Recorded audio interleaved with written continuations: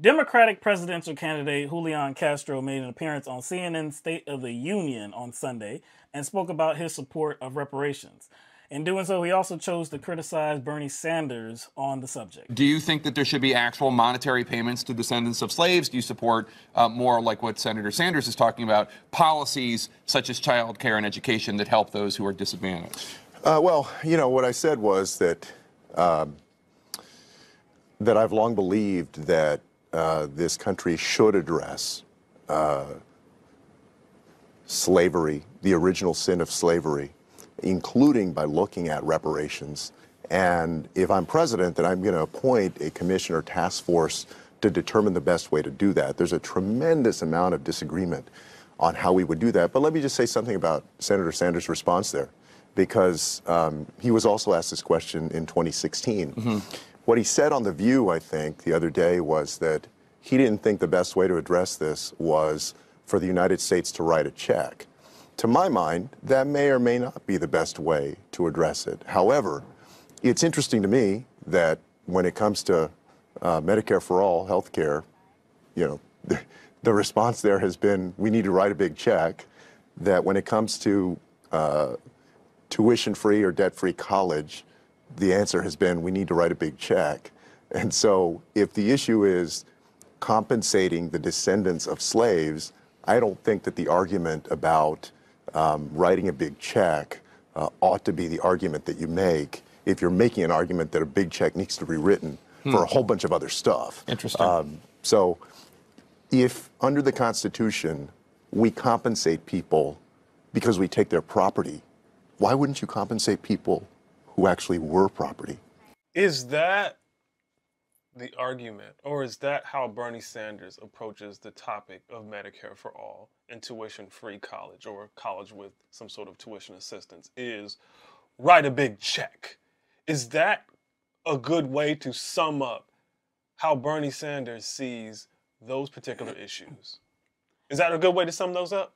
No. Write a big check? No, it isn't. So the way Castro is framing Bernie's position is only designed to kind of, I guess, shoehorn his narrative through, right? It just feels like it's designed to shoehorn in a narrative he already pre-established. Yeah. Look, I have no problem with Julian Castro or anybody else criticizing Bernie Sanders on this issue, on another issue. I have no problem with that. We've criticized Bernie Sanders before. Mm-hmm. I've criticized Bernie Sanders on this issue before as well, on reparations. When he was at the CNN town hall, he brought up Jim Clyburn's bill, the 2030 bill, which is not reparations whatsoever. So Bernie Sanders does talk about redressing the institution of slavery and the aftermath of it as well. So what I have said before is that if you are for providing some redress for what happened, then yeah, that could be termed as reparations. So just welcome the word and explain what you feel. What Julian Castro did was very, very, very disingenuous. Because what he is saying is that, look, Bernie Sanders, he's this transformative candidate, right? He's a progressive, in all meanings of the word, right? So if he is looking to provide health care for everybody in the United States of America, for every citizen in the United States of America, if he is willing to provide colleges and public colleges and universities tuition free, if he's willing to do these bold ideas and spend money for them, then why isn't he willing to spend money for reparations? That's disingenuous because that's not what Bernie said.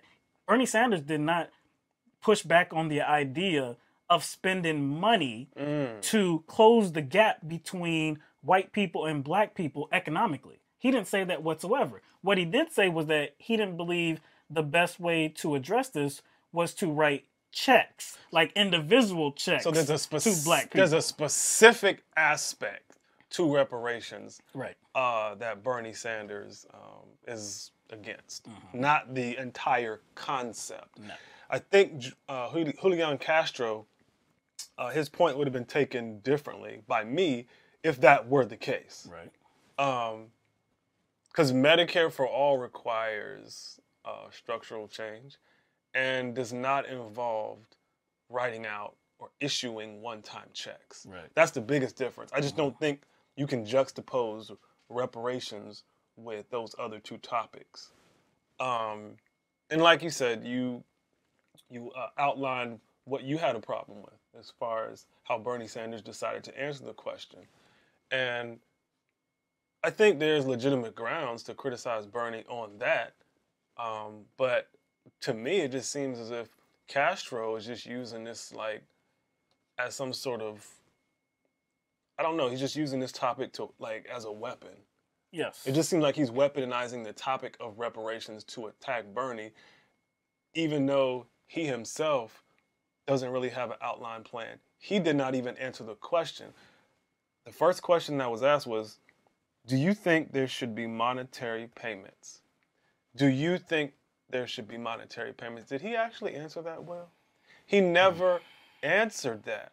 And see, that's the problem I have. If you're going to criticize another candidate for saying that they don't think checks should be issued, that's fine. But if you can't answer that question for yourself and you don't have a check plan, Right. it instantly becomes disingenuous, and that kind of suggests to me that he's just kind of, I don't know how to I don't know how to describe what he's doing. He's like, it's like somebody, I guess, strapped with dynamite, but instead of dynamite, it's reparations. And he's running up to Bernie Sanders and saying, you see what I'm saying? Like, I'm gonna press this button. That's what he was doing. That's what he's doing. That's exactly what he's doing. Julian Castro, we know, is, again, like you said in that interview, and in other interviews as well, when he's talked about reparations, he has not come forward with a clear plan of what that means. He has said that, yeah, we need to look at the best way to address it. In this interview, he said as president, he would set up a commissioner task force to go about seeing what's the best way forward. That is not solid whatsoever. We don't know what the hell that means. If that's an individual check plan, if that's some other type of plan, we have no idea. So if that's your plan, which is so ambiguous, nobody knows what it is, how could you criticize Bernie Sanders? The way that you criticize Bernie Sanders is, let's see, Julian Castro, polling extremely low, doesn't seem to be making many moves in terms of raising funds for his campaign. So I think what we're seeing here is a candidate who is looking for controversy to put his name in the news. He's looking for one of those top dogs, one of those leaders on top of polls to punch up. Hey, how do I get how do I get some buzz? Like, how do I attract attention to my campaign? Bernie Sanders. I think it's quite possible for people to, not agree with Bernie Sanders' position on reparations. That can happen at the same time. You can do that as well as criticize Julian Castro for being disingenuous about how he's trying to use this issue. You can do both at the same time. Yeah. You can criticize Bernie for his position, and you can kind of, criticize Castro for being a bit vague and disingenuous and how he's kind of using this reparations issue. So, Yeah.